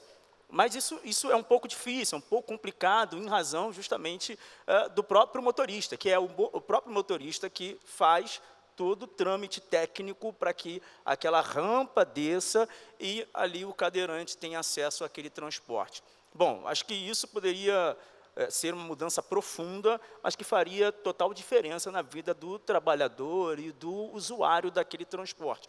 É óbvio também que a estrutura do nosso modal, do ônibus, o tradicional, ele já impossibilita um pouco, porque a estrutura dele é muito alta. Então, você tem que subir aí 2, 3 degraus para você alcançar, de fato, uma área plana, diferente dos ônibus que a gente tem, por exemplo, articulados, uma cidade vizinha, cidade de São Paulo, aqui no Brasil. Então, São Paulo ele tem um ônibus que ele é um ônibus maior, mais amplo, e o espaço do corredor ele é muito mais amplo. E o degrau é somente um. Há um problema de mobilidade, por exemplo, para quem faz uso da cadeira, óbvio, mas é um problema mais solucionável, melhor solucionável. Então, acho que uma das coisas é interessante. Outra, o piso tátil correto e contínuo em calçada nas estações e terminais, isso é fundamental. Áudio em painéis visuais dentro do ônibus, BRT, anunciando as próximas paradas, isso é muito importante. Nós temos uma experiência na Supervia, que não é um transporte aqui para dar aqui de exemplo para ninguém, mas quando, por exemplo, se anuncia no painel de LED ou com fone, o trem está partindo com destino a determinada estação em 5 minutos. Isso é fundamental para agilizar, por exemplo, inclusive aquele que tem deficiência física, ou auditiva ou de mobilidade. Outra coisa importante aqui são os botões de paradas em altura acessível. Isso é muito interessante. Às vezes você consegue colocar o cadeirante dentro do modal, dentro do ônibus, e aí o cadeirante quer solicitar a parada no próximo ponto, e a parada está em cima do nível permitido, ele não vai conseguir alcançar. Então, mais uma vez, ele vai precisar da ajuda de uma pessoa para poder solucionar essa situação. É uma ação simples, prática e de baixo orçamento, secretário. É algo de baixo orçamento. Óbvio, isso vai acontecer em alguns modais. Dentro do ônibus, por exemplo, já se tem um espaço para o cadeirante, e naquele espaço já se disponibiliza de um ponto de parada à altura dele, mas isso não vai ser a realidade em outros modais. Obrigada, vereadora. Ainda bem que na pergunta eu disse pequenas ou não tão pequenas assim, que o senhor conseguiu citar diversas mudanças que já fariam bastante diferença. Miguel, pensando no Rio de Janeiro hoje, que medida pode fazer diferença de forma rápida para quem depende do transporte público? Eu brinco que aqui nós temos vários olhares ávidos, mas de forma rápida, o que isso já daria para mudar? Olha, eu acho que a gente já foi discutido um pouco no painel recente, e acho que é uma discussão que vale a pena ser debruçada, que é, inclusive, da tarifa zero. Acho que, de novo, o BH teve essa discussão na Câmara dos Vereadores, tem tido conversas a nível federal sobre isso, e esse pode ser um tema interessante se discutir. Evidentemente que são decisões importantes, por isso tem que ser um debate amplo com a sociedade, mas existem bons argumentos favoráveis e, pensando em termos de acessibilidade do cidadão a serviços públicos na cidade, então, pensando, por exemplo, no acesso ao sistema de saúde, ele tem vantagens muito claras. Eu acho que a gente pensar na possibilidade de tarifa zero, porque a sociedade já gasta muito com o sistema de transporte, acho que a gente poderia pensar em como é que ter essa discussão de maneira um pouco mais ampla. Obrigada, Miguel. Secretário Gustavo, que projetos recentes ajudam a repensar a forma como o carioca se desloca? E aí podem haver vários projetos. Gostaria que o senhor trouxesse essa pauta, esse debate aqui para a mesa. Perfeito. Acredito que o principal, o grande, pelo menos que talvez, provavelmente não, que seguramente, né, afetou mais, assim, trouxe mais benefício, recente foi o Transbrasil, a conclusão do Transbrasil e a inclusão do Terminal Gentileza. O Terminal Gentileza é um desafio, é um misto desafio de transporte, associar o transporte de qualidade com um desafio urbanístico, né? A gente chegou, né, na prefeitura, a gente chegou à conclusão da construção do Terminal Gentileza a partir do desafio que era entrar no centro da cidade, um lugar que a gente vinha colocando uma série de recursos para qualificar, colocar 300, 600 ônibus articulados dentro do centro da cidade, transitando por trás, pela Presidente Vargas. Como é que a gente ia chegar com esse transporte na central sem bagunçar ali um pouco, ou bastante, né, a Presidente Vargas? Um exemplo disso, esses ônibus articulados, se eles retornassem ao final da Presidente Vargas por trás da Candelária, a gente ia ter um ônibus a cada 30 segundos. O que isso quer dizer? Isso quer dizer que a gente ia ter atrás da Candelária uma fila de ônibus articulados nos horários, né, de pico, e isso certamente deprecia muito, deteriora muito aquilo que a gente entende como cidade. Então, a conclusão do Transbrasil, a faixa especial para esses ônibus circularem, e o Terminal Gentileza, seguramente foram os mais inovadores e trouxeram mais benefícios para o cidadão. O tempo reduziu severamente, né, do deslocamento, por exemplo, de Deodoro ao terminal Gentileza, e com a integração tarifária, ele entra dali, ele sai do Gentileza, né, em nível e vai para o VLT, ou então pega os seus ônibus para a Zona Norte e Zona Sul da cidade. E corredores, esses corredores, eles trazem uma vantagem muito grande, né, para o cidadão, que ele faz ele deixar o carro, de fato, porque ele sabe que ele tem um serviço mais de melhor qualidade e mais rápido, né, para o seu destino. Então, a implantação dos corredores da Transbrasil com o privilégio do transporte público, seguramente trouxe mais qualidade de vida para essa pessoa que se desloca todo dia. A gente tem a integração, acredito que a gente chama de terceira perna, né, mas o direito dele usar 3 transportes com um único cartão permitiu que essa pessoa se deslocasse para outros lugares em que ele trocava ou pagava mais de uma vez. Então, isso a gente tem acontecido, por exemplo, no caso da Supervia, já citado aqui, acho que todo mundo, né, se acabou citando a Supervia, porque, de fato, vem prestando aí um trabalho de baixíssima qualidade, mas a gente tem observado que, no eixo da Transbrasil, houve uma migração também do serviço, quem usava a Supervia migrou, né, para o Transbrasil, por conta da velocidade e da qualidade do serviço. O ônibus está novo, eu estou fazendo o Deodoro Terminal Gentileza em 20, 25 minutos, e estava levando 40 sem saber que horas o trem ia chegar a um custo que é metade do que ele gasta no bilhete do Estado. Então, todos esses processos, agora a Prefeitura, né, com a aprovação da Câmara recente, vai renovar todo o parque, aquilo que fez no BRT, vai renovar todo o parque de ônibus, sendo parte deles, os ônibus convencionais, parte deles com elétrico, e já pensando na questão de piso mais acessível, piso baixo, com facilidade de acesso, por exemplo, a cadeirantes. Esse parque todo implementado, interligado, com conexão tarifária, e podendo usar por mais tempo, mais transportes, seguramente vai melhorar a qualidade de vida desses usuários. Obrigada, secretário. Falamos aí de vários projetos. Sabemos que alguns a curto, a médio e também a longo prazo. Passando a bola aqui de novo para o senhor, vereador Rogério, qual deveria ser a prioridade da cidade em mobilidade nos próximos anos, na visão do senhor? Acho que a grande prioridade da cidade do Rio de Janeiro é a prioridade que foi no mundo inteiro. É um investimento maciço em transporte de massa, que, infelizmente, a cidade do Rio de Janeiro não fez. Eu insisto nesse ponto. O que foi feito, fala-se do BRT, que o BRT melhorou a qualidade de vida, é porque saiu do nada para o meio. Só que com um custo muito elevado e numa oportunidade muito grande que nós perdemos. Nós tivemos aqui grandes eventos, como bem colocou o nosso colega de mesa, perdemos Copa do Mundo, Olimpíada, e se fez BRT. O que era o BRT? Ônibus com faixa exclusiva.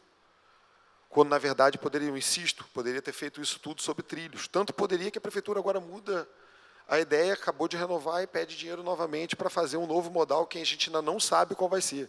Se vai ser sobre trilho, se não vai ser sobre trilho. Então, nós precisamos, de fato, de um investimento que seja definitivo, não um investimento de véspera de eleição. O que nós precisamos é a população, que é um planejamento a longo prazo.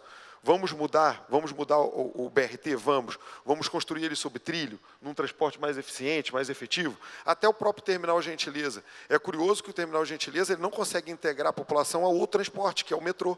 Então, aquela pessoa que sai de Deodoro, para ele ir para Tijuca, ele salta no Terminal Gentileza, tem que pegar um outro ônibus. Ele não vai até a Central do Brasil. Aí cai num outro modal, que é o VLT, que não funciona em dia de chuva, porque tem suas implicações técnicas. O que é isso? Planejamento. Planejamento. Mesma coisa, quando eu vou fazer uma obra na minha casa, que a população quer isso. Se eu sei que tem um vazamento na parede, não adianta pintar a parede, porque 3 anos depois eu vou ter que consertar a parede novamente se eu não trocar o cano. Então, quando eu faço um BRT em cima de asfalto, como foi o original, a população tem que gastar a mesma coisa 2, 3, 4, 5 vezes e perde a oportunidade, porque é transtorno, é falta de investimento, é mais investimento, é gasto, é transtorno de trânsito. Nós temos esse grande problema. E a população quer uma melhoria, obviamente, ali na acessibilidade. Chegou o momento de falarmos sobre isso. O Rafael está conduzindo muito bem esse ponto da acessibilidade, mudanças ali nos transportes, adequar a altura de piso e, sobretudo, previsibilidade. Hoje em dia, você vai em qualquer cidade média, no mundo, tem lá, próximo ônibus, 5 minutos. Próximo ônibus para a linha tal, 3 minutos. Então, o serviço é muito ruim, o serviço não é bom, e isso faz com que a população procure outras formas, transportes alternativos, Uber e etc., que eles entram no vácuo do mau serviço prestado pela Prefeitura e pelo Estado do Rio de Janeiro. É isso que a população quer. A população quer e precisa de transporte de qualidade, com dignidade e o mínimo. A população não quer sentar com água gelada, não. Quer o mínimo de conforto. É isso que a população deseja. Obrigada, vereador. O senhor citou que o vereador Rafael está falando muito da pauta da mobilidade, né, da mobilidade inclusiva. Então, ainda sobre esse tema de total importância para a nossa sociedade, não só para o Rio de Janeiro, né, como para todo mundo, todo o país, todo mundo. Vereador Rafael, que compromisso o senhor enxerga como essencial para garantir mais autonomia às pessoas com deficiência ou mobilidade reduzida? O que não pode faltar e o que já está sendo feito em relação a isso?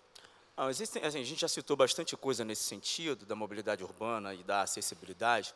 Assim, uma das coisas que são extremamente importantes dentro desse cenário é o trabalho da iniciativa privada. Se a gente pegar todos os modais do Rio de Janeiro, a intervenção que a iniciativa privada faz em cada modal, você vai perceber que a iniciativa privada faz mais intervenção no metrô Rio. E não é coincidência, é justamente o transporte, o modal que mais funciona. Ele sim tem acessibilidade, elevadores que funcionam, ele tem mobilidade. A gente consegue chegar em determinadas zonas da cidade do Rio de Janeiro, desde a Zona Norte, passando pelo centro, levando a Zona Sul e depois para a Sudoeste, a nova Zona Sudoeste, que é a questão da Barra da Tijuca. Para além disso, você tem um piso nivelado, fazendo com que o cadeirante consiga ter acesso, e aquele que tem uma questão auditiva e visual também receba ajuda de pessoas aí sem sofrer nenhum tipo de dano. Você consegue entrar dentro daquele transporte com muita facilidade. É evidente que a intervenção da iniciativa privada faz com que esse modal também torne-se um modal mais caro.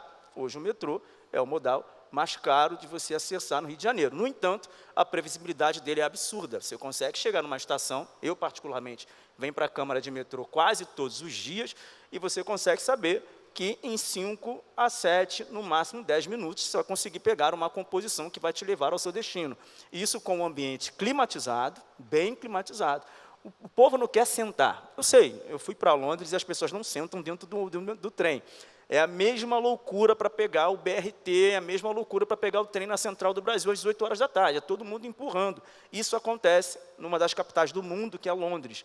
Não é um problema. Esse é um problema, inclusive, das grandes cidades. Eu não vou aqui bater no Poder Executivo, vou dizer que é culpa do Poder Executivo. Não, existem coisas, sim, que, de fato, podem ser resolvidas com vontade política, mas eu preciso ser justo. Isso é um problema de várias capitais do mundo. Agora, existem algumas coisas que não podem faltar, que já existem em outras cidades do mundo e que, infelizmente, aqui no Brasil e no Rio de Janeiro, que, diga-se de passagem, depois das Olimpíadas e depois da Copa do Mundo, na ordem correta, da Copa do Mundo de 2014 e das Olimpíadas, em 2016, Copa do Mundo, digo porque a abertura e a final foi aqui, então o mundo veio para cá. E Olimpíadas, porque ela acontece exatamente aqui na nossa cidade. Éramos para sermos uma cidade como Londres, que já sediou Olimpíadas, como Nova York, que já sediou Olimpíadas, como Chicago, que tem um modal, um transporte absurdo.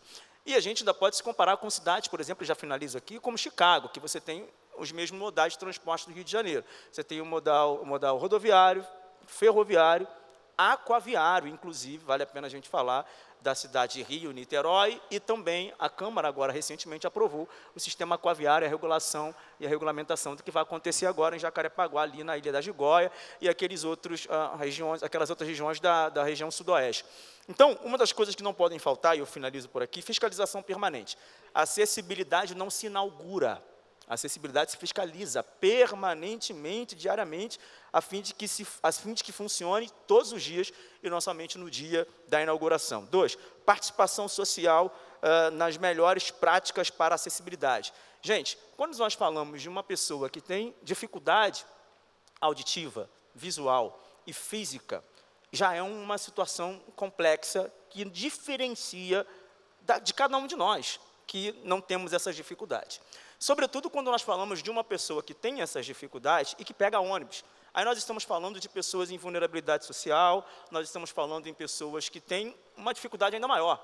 Hoje um cadeirante, hoje uma pessoa que tem dificuldade auditiva e visual, em uma família de classe média alta e classe alta, ela não vai pegar um BRT, ela não vai pegar um VLT, e ela não vai pegar o metrô. Então, a gente precisa olhar com carinho do ponto de vista social para essas pessoas. E terceiro, para finalizar, um planejamento integrado, transporte, urbanístico e assistência social precisam andar juntos. De fato, já passou da hora do Rio de Janeiro ter um sistema único. Eu não gosto muito dessa coisa de sistema único, essas coisas assim, mas eu acho que é interessante haver uma integração total. Tem que ter força, vontade política do Poder Executivo, federal, estadual e municipal, a fim de que todos os transportes estejam conectados, a fim de que a população consiga pegá-los sem maiores problemas. Obrigado. Obrigada, vereador. Estamos com o tempo, está tudo certo. O senhor falou, já acabo, está tudo bem. Interessante uma frase do senhor, que o senhor disse, a acessibilidade não se inaugura, a acessibilidade se fiscaliza. E, sem dúvida, essa fiscalização tem que ser contínua. Não adianta ter lá uma coisa que não funciona. Então, o meio de transporte, a mobilidade, ela tem que ser para todos. Miguel, qual o passo mais estratégico para aproximar o Rio de um transporte mais moderno? Dá para trazer um pouco da tua experiência, desses dados aqui para a nossa discussão?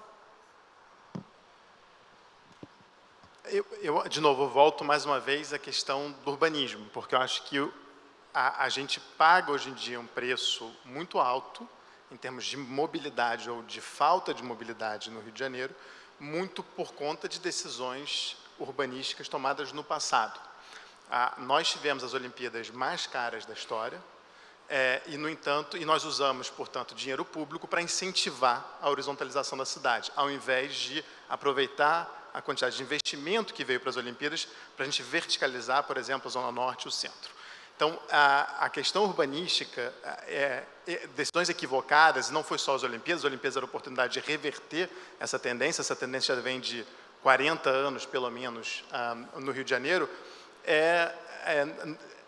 mas não vemos mudanças tão grandes, em que pese os esforços do novo Porto Maravilha, mas a gente vê um padrão constante na cidade do Rio de Janeiro, independentemente dos governos, de não aprendermos com os próprios erros do passado.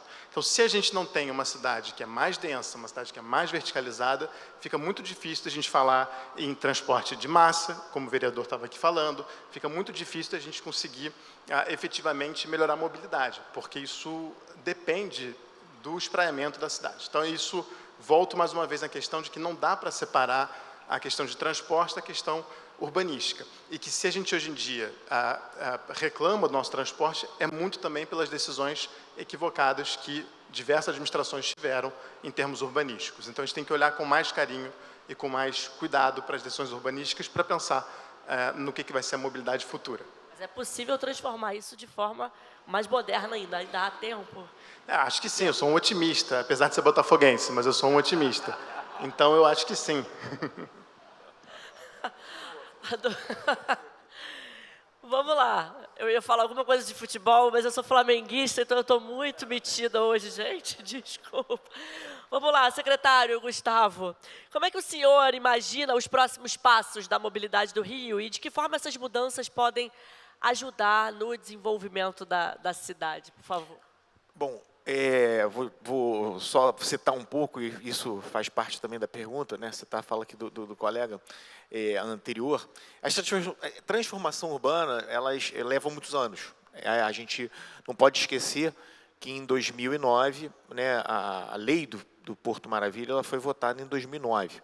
A derrubada da perimetral aconteceu 4 anos depois, 2013. E a gente tem agora os primeiros moradores indo para suas casas no Porto Maravilha em 2025. Né? Agora veio o salto, que agora tem todos esses lançamentos, né, acontecem quase que simultaneamente, 10 mil novas unidades, provavelmente mais 30 mil moradores numa área que tem 29 mil, né, pelo último censo.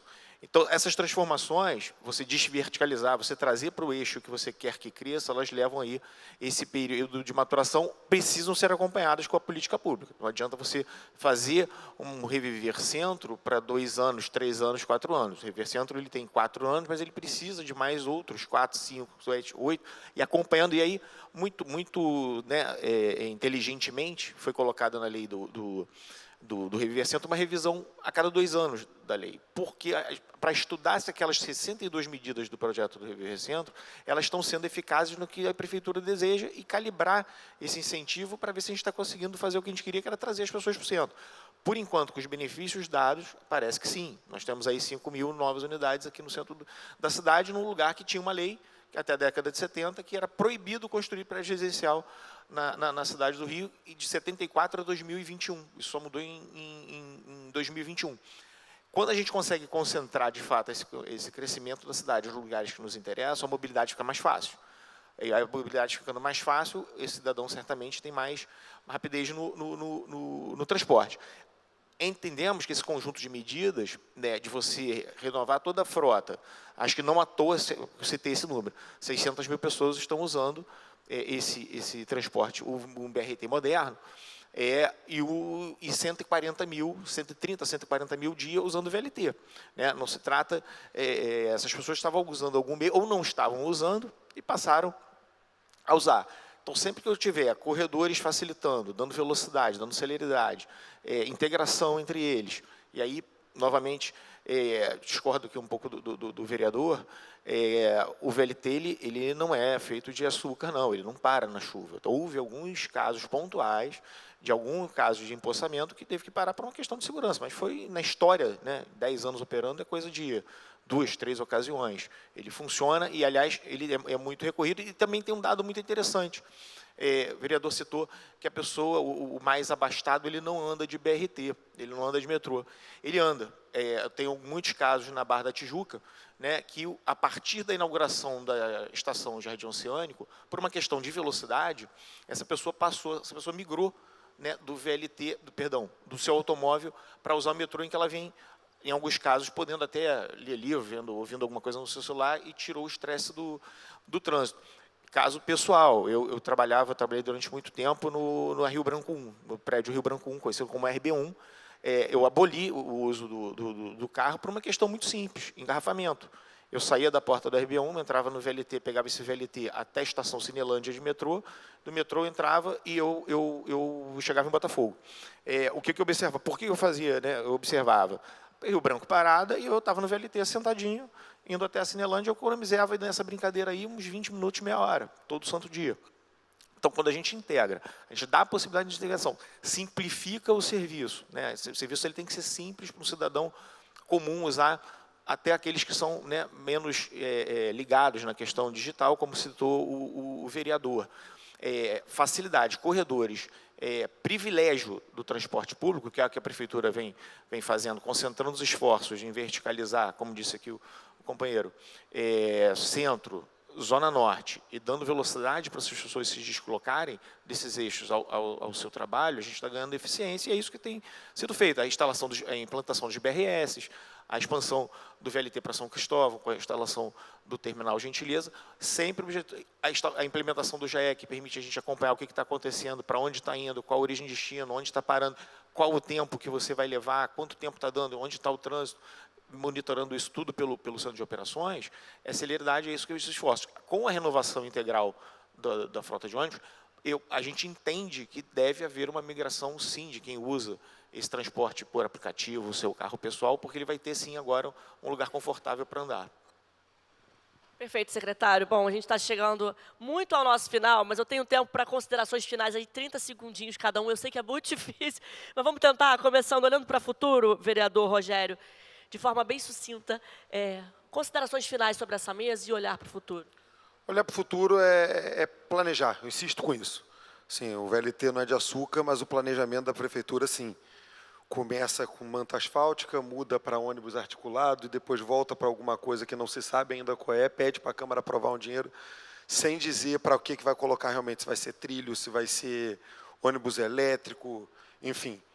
Então, o que a população quer é isso, é uma integração maior, principalmente entre município e Estado. Não dá mais para a população do Rio de Janeiro ficar refém do sistema de transporte capengando do jeito que tem hoje. É óbvio que qualquer coisa que aparece, a população se agarra. Qualquer melhoria, ainda que pequena, a população se agarra e desesperadamente busca uma tábua de salvação.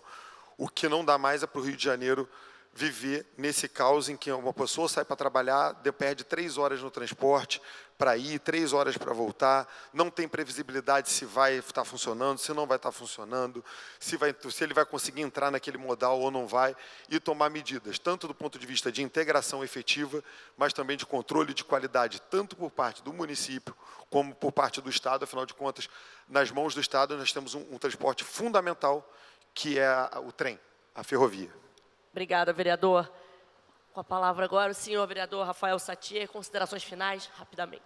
Claro, primeiro eu quero agradecer o convite, parabenizar a Câmara, parabenizar todas as empresas envolvidas nesse Colab e também o presidente Carlos Caiado por promover esse debate tão sensível e importante aqui. Só fazendo uma correção, quando eu falei sobre pessoas de classe média alta, não usarem o transporte público, secretário, eu falei de pessoas que possuem uma deficiência física, por exemplo.